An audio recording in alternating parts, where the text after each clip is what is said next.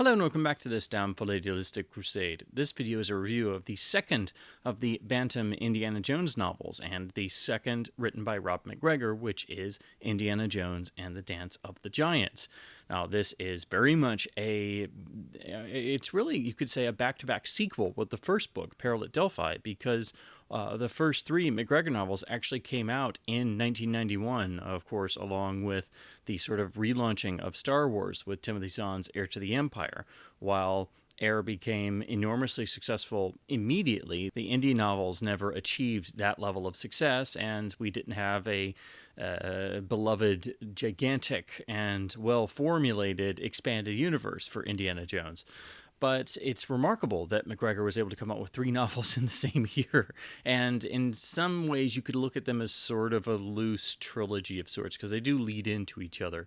Now, Dance of the Giants can be read if you haven't read the first book. And at first, it doesn't seem like there are too many connections. We do have a recurring character at first in terms of Indy's college roommate turned bestie, Jack Shannon, who is in this book quite a bit as well. So that seems to be a nice sort of nod, along with some mentions of events and characters and things that happened in Peril at Delphi. But over the course of the book, the actual connections grow much stronger. So this is actually, in a lot of ways, very much a sequel to Peril at Delphi, even though it is its own standalone story. The story takes place a short while after, I believe it's 1925, so technically 3 years after Peril at Delphi ends. But to be honest, if you read these back to back, it's almost like a couple months may have passed, but that's about it. This seems to pretty much pick up from where the last book left off, and we find Indy now teaching archaeology courses at a college in London, where he's a young professor trying to establish himself and get his footing, and basically he has been gotten this job because Marcus Brody put in some good words for him, and some of the people on the staff have a liking for this young roguish archaeology professor. So he's basically gotten a job that even he knows he probably couldn't have gotten on his own. But he is trying to establish himself as a young man. Again, the story is set around 1925, and he encounters the love interest of the story, who's actually one of his students. So again, we have, like in Peril at Delphi, MacGregor playing around with the sort of tenet established in Raiders of these students in Indy's classroom, always featuring beautiful young women who become enraptured by their archaeology professor. But here it's Deirdre Campbell, who is the love interest of this story and the next story as well. She is a recurring character, but she is essentially taking this class not because she has to, but because she kind of wants to, because she is already a brilliant archaeology student and knows pretty much more than the rest of the class, which gives her and Indy some nice common ground and sort of sparks their relationship. But also he has to tread very carefully because she just happens to also be the daughter of his boss, the head of the department, who kind of got him this job and pushed his name through. So it at least makes the developing relationship a bit more interesting, because Indy has to navigate these waters and tries to avoid said relationship, even though it seems pretty obvious their attraction to one another. We go about Indy's college life for actually a good majority of the book. So the whole first half, if not even a bit more, is Indy being a young college professor, but things keep happening that are a bit on the odd side. The book actually opens kind of like how Peril at Delphi opens, with a sort of flash forward moment to open the book on a danger moment. We get that here with Indy. Essentially, he's riding in on the train, and he's sent a box of chocolates, which he thinks is from a friend, but there's a striking moment where all of a sudden a whole bunch of spiders come out of it, and of course they happen to be poisonous spiders. So Indy is quite perplexed, and it's a quite nice grisly moment, as you need in an Indy story. And interestingly, it's one of two parallels that this book has with a John Gardner James Bond novel from around this time period, Death is Forever, which had a great moment where Bond is menaced and almost consumes food that contains poisonous spiders that were then supposed to hatch inside his digestive system and kill him. Well, the same thing apparently somebody tried to do with Indy, which is, I'd say, fascinating visual, and it opens the book with a bang, but it takes the book a while to then recover that energy. And it's not explained at first what this murder attempt was even about. Indy is completely confused by this. And then later on, if that were not enough, apparently the person decides to once again try something from the animal kingdom and fills Indy's flat with scorpions. So he can't catch a break. And then there's an amusing part after this is discovered that Indy then he keeps finding scorpions everywhere in his bed, in his pillow, and his clothes, and his shoes. And it's like, you might want to just leave. This is not going to go well for you. So essentially somebody has it out for Indy and he doesn't even know who it is. But the main plot of the book really kicks in when he is invited onto a dig site or near Stonehenge, because the head of the department, Deirdre's mother, is essentially leading this expedition because she has a particular theory, and it's the same theory and that Deirdre has written her term paper and that Indiana Jones was having to grade about this particular dig site looking for essentially the lost tomb or perhaps burial site of Merlin himself, and that this is somehow tied to Stonehenge and the Druids and possibly even elements of mythology. So of course this perks Indy's ears up, and he goes along on this journey to the dig site. And like in Peril at Delphi, the book is structured around getting Indy to this archaeological expedition site, and then once we get there, then we have a whole bunch of action that then takes place. But unlike Peril at Delphi, this book is kind of doing that same formula in reverse, because if you saw my review for that book, it very much is character driven and character focused, and that's the best element of the MacGregor novels, is the insight into Indy's character and his internal monologue and his developing character closer to what we see and love in the films. But in Peril at Delphi, when they get to the dig site, the whole book's energy just kind of comes to a screeching halt, and it becomes a different story entirely. And I felt the first half of the book before we really got there was actually the better half. Well, here in Dance of the Giants, it's the opposite. The opening is so long, or I should say the first act is so long, that you kind of start to get bogged down in it a little bit, and there's not enough of the weird and strange events to keep it as interesting. But once we get to the dig site, after a couple pages, things start to really ramp up in terms of the intensity. There's a planned explosion in the mine they go into, and Indy and Deirdre are almost killed, and it's a quite involved sequence in even getting them out. And then it seems as if all of a sudden somebody stepped on the gas, because we have a sudden flurry of plot development. We've been sort of introduced to the villain in flashes up to this point. He's been alluded to in the first act. He's been sort of glimpsed, and we know him by name, but there hasn't really been any interaction. The villain is Adrian Powell, who is not only a member of Parliament, but also the former flame of Deirdre, who has been apparently sort of stalking her and haunting her in a way because he seems to have some kind of telepathic abilities, and he's also basically the head of a modern group of druids who are trying to achieve a certain goal at the site of Stonehenge with the ties to Merlin. So they're essentially after the same elements that the archaeological expedition are, and it revolves around a golden scroll that will give instructions, but also in a really interesting tie back to Peril at Delphi, the method of actually accessing the supposed lost wisdom of Merlin is actually the MacGuffin of Peril at Delphi. It turns out to be the Omphalos that Indy recovered and had experienced visions while handling, but was safely put in a museum by Marcus Brody. So it's somewhere in New York in a museum. But that gets stolen and brought all the way to Scotland. So we have the MacGuffin of the first book actually being the sort of key that unlocks the MacGuffin and mad dream of power that Powell has, because of course he wants to rule the world, because who doesn't? But the Omphalos is the instrument of which this is achieved.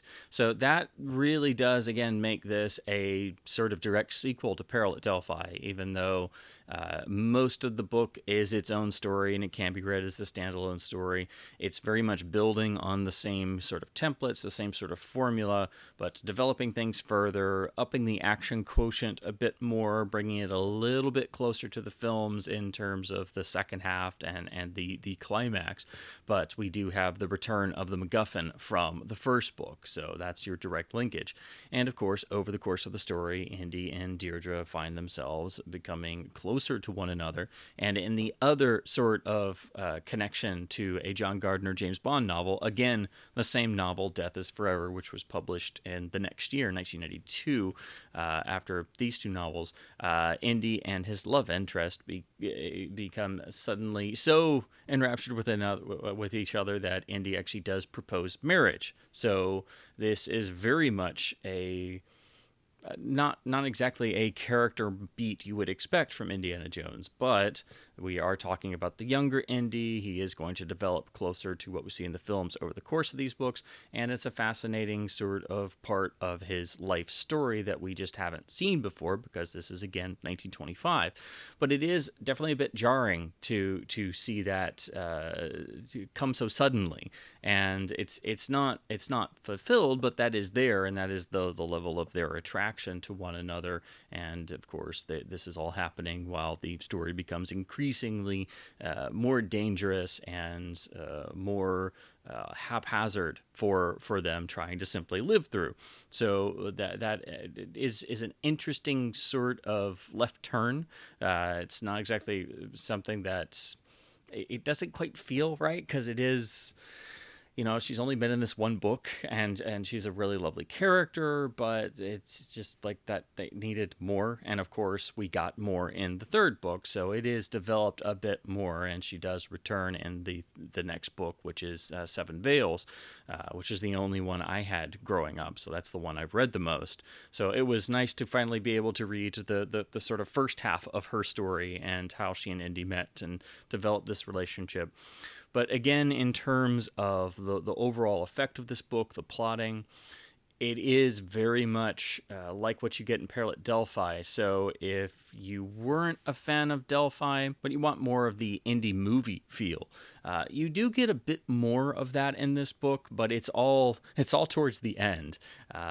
This really reverses the sort of issue I had with Delphi, because all of the fun, more pulpy stuff is in the second half, and the second half is actually rather short. It's much shorter than the first half, so it feels like you have to kind of force yourself through the opening act a bit, because the opening act basically becomes like 50 to maybe 60% of the book. And then once the action really starts coming in the second half and the plot beats start coming in, they're almost just like, they're so fast. You got to go like, wait, what? We're doing this now? Oh, wait. Oh, what? There's a whole lot of developments that come up, and they are done in a rather quick fashion that you might have to slow down a bit and reread a couple passages. But while that does make up for the much slower, first section of the book, if you want to call it that.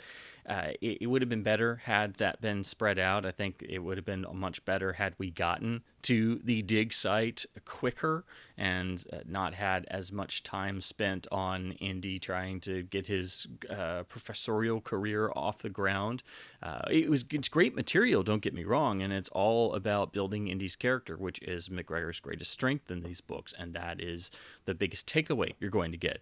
But you can definitely get the sense of a bit of frustration because all of a sudden we only have 100 pages or less left, and we're just getting plot beats and developments left and right, and there are some character deaths. There are all of a sudden a lot of nice bits of action that were really sort of lacking in the first half, and we have a lot more energy, and then you get to where we're building up to the climax, where the Druids and Powell are having this big rite at Stonehenge and are essentially going to use the Omphalos to unlock the secrets of Merlin to make Powell essentially the new emperor of the world. And he has a sort of telekinetic or psychological hold over his followers and could sometimes project visions in their heads. And of course, Deirdre has been captured, and Indy has to stop Powell and rescue Deirdre. But the imagery and the setup and things, it's rather amusingly, it's almost like the Wicker Man goes to Stonehenge, but in 1925. So if you can picture that, that is the climax. As you have the whole mass group of followers who are being led by a powerful figure, and just imagine them at Stonehenge in 1925, and it's an amusing thought. So if that tickles your fancy at all, that is the climax of this book. But even that, it's only a few pages. By the time we get to that, there's only maybe 20 or 30 pages left in the whole book, and you also of course have to have the aftermath for a couple pages, so it's going to be even less than that in terms of the page count. So I really enjoy elements of this book, just like Peril at Delphi. The biggest takeaway is Indy's characterization, which is beautifully on point and very much him as a developing young man. The only thing I have an issue with is it does seem a bit forced and sudden for Indy to be so completely head over heels with a person to then even propose marriage at a point.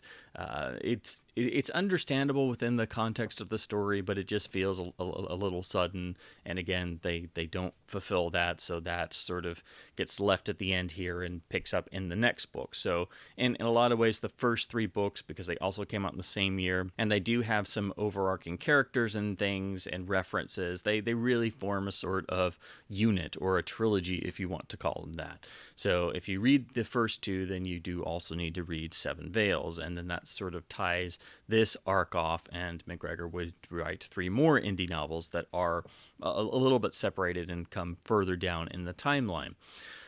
Most people seem to come away from Dance of the Giants with it's an improvement over Peril at Delphi because it has more of the Indy feel in terms of the film Indy.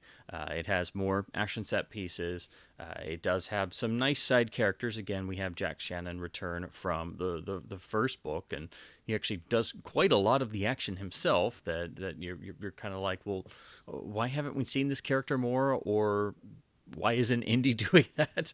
There's also a really amusing side character that MacGregor came up with of this professor who is an old friend of Indy's father and who Indy interacts with, who is all about the Middle Ages, and he's a bit of a cranky old professor who is extremely absent-minded, will forget himself, and always seems to start speaking in in ancient, or I should say, medieval tongues, and which bewilders everyone around him, and he's sort of off his rocker and nuts in a particularly amusing way, and Indy just kind of has to nod along.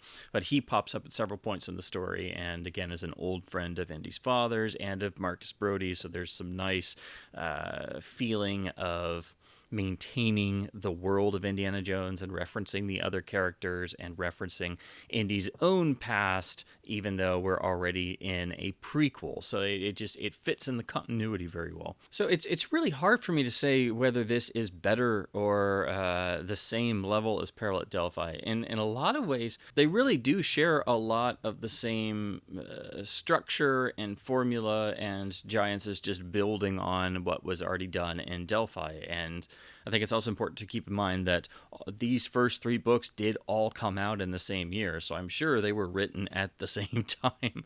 And in a lot of ways, you could actually imagine this as like an anthology, or if they were published together, this would just seem like the second chunk of this sort of young Indy developing story. So this very much feels like part two of what Peril at Delphi started. I just wish that we didn't have to wait until most of the book was over to get to all of the action and the set pieces and the more pulpy energy, and then the pacing just really ramps up like somebody suddenly mashed their foot on the gas pedal, and so it really makes that opening, again, most of the book feel lethargic by comparison. Not to say that it's bad or unenjoyable, because it has great moments, but you do kind of have to keep yourself going along, and then when we get to all the fun stuff, it's over so fast that you're suddenly done with the book and you're like, wait, was that it? Really? I needed a little bit more, so I just wish it was a bit more spread out and unified as a whole, which again is some of the same issues I had with Peril at Delphi. So I would kind of rank them on an even level in that sense, because they do share pretty much the same structure. They share the same core tenets, and the greatest strength of both is Indy's characterization, which again is the biggest thing you're going to get out of the MacGregor novels. So I think it will be really reader dependent on which you might prefer, because they have so much of the shared DNA that Dance of the Giants is just really building on Peril at Delphi. So it's adding a little bit more. It's doing some of the same things, but then also adding some other trappings in, because this is technically 3 years later. And so you do have at least an action set piece or two that does more resemble the films. And we do get a fun climax, which is, again, essentially the Wicker Man goes to Stonehenge in 1925. So I enjoyed reading Dance of the Giants, but I can't say that I absolutely loved it, which is the same thing about Peril at Delphi in terms of my overall feelings. However, I do think these are really important for Indy fans to read, because I think you do get greater insight into his character, and I think the characterization is absolutely on point. And if you like to picture the films when you're reading the books, you can picture Harrison Ford in these stories in terms of his characterization of Indy, but you can actually picture that in the younger Indy of these stories. You can draw the connection, and in your mind's eye, imagine a younger Harrison Ford playing Indy in these tales, and it still fits. That's the great thing about these books, that while they are... I don't know if they're exactly classified as canon. The sort of Indy canon has never been fully defined like the Star Wars canon was, but they fit perfectly with the films. They don't really mess with anything. And then there's also some moments that fit with the young Indiana Jones Chronicles. It's never expressly stated, but there are moments where it's almost seeming to nod at the young Indy TV series, and because these are taking place in the mid to late 20s, they can pick up where that sort of left off. And in this book in particular, if you're a fan of the Young Indy Chronicles, there's a moment that is an absolute nod. Like there's no escaping it, because Indy has a scuffle and gets essentially a black eye. So when he's in class, he wears an eye patch over one eye, and he's all grumbling about it. So somebody makes a crack about, he's grumpy with an eye patch, and of course it just makes you think about the original Young Indy TV series edit, which had the bookends with George Hall playing old Indy made up to look like John Ford with the eye patch, and he was all grumpy. So it was a nice little nod, I think, to sort of foreshadow what was then thought to be the oldest version of Indy. So if you love the TV series, I think you'll pick up on a few little nods that seem to be scattered throughout these. So I think this book does improve on some things from Delphi, but I think I might prefer Delphi overall just a little bit more because as much as I had some issues with its pacing and structure, I felt it was at least a tad bit more cohesive. Whereas here we have to wait until the book is mostly over for all of the plot to really kick into action, and then we get all the energy and stuff that you kind of been going through the whole book to get to that point. But we do have a greater focus on the romance or the love interest of the story, and it's thankfully for Indy somebody who's not out to either kill him or manipulate him or use him in some crazy scheme. And of course, because he went through that in Peril at Delphi, that makes him even more hesitant here in Dance of the Giants to get involved with anyone, and is a nice sort of small building block already towards the Indy of the films we know and love. Once again, we have the Bantam Falcon paperback with absolutely gorgeous Drew Struzan artwork with the wonderful likeness of Harrison Ford. And if you notice, he's even got a Webley this time. And he's actually given a Webley revolver by somebody in this. So you do have Indy using a Webley, even though he would only use that in some of the films. But it's another nice little nod towards the films. Unlike Delphi, though, this actually has wraparound artwork because it does continue onto the back, even though it's just the background. But you get that nice sort of effect that does make it feel fancier and more eye-catching because we do get that sort of wraparound artwork. And again, we get the classic Indy logo on the spine, so they all look great on the bookshelf. This is a first printing, so it does have embossing on the logo. I don't know how visible that is, but you can see the Indy logo and the title are embossed. These were, of course, reprinted when Crystal Skull came out. I think they reprinted most, if not all, of the Bantam novels, but those and the couple reprints in the 90s don't have the embossing on here. Another thing is the later reprints also moved the little tagline to the top and changed the spelling to actually say Indiana Jones, because here, rather interestingly, the pagans of Britain live, and Indy Jones must die. So, sorry, I couldn't help a trailer read. But it's rather interesting to see Indy Jones. It's usually not said that way. So I kind of like that in a sense, because this is younger Indy in the 20s, and it is a prequel, so I guess he hasn't quite earned Indiana Jones yet. But on the later reprints, they did a couple of that has been moved to the top, and I think it says literally Indiana Jones. But I just thought that was an interesting little quirk of this, that it says Indy Jones. Now, because this is a original printing from 1991, like my copy of Peril at Delphi, there is a little bit of page tanning. It's still in excellent condition, but you will have to expect with these that if you get what is now technically a vintage copy, and that makes me feel old, that you will run into some page tanning. But like I said with Delphi, it kind of is fun, and it's fitting that an Indy book would have slightly browned pages.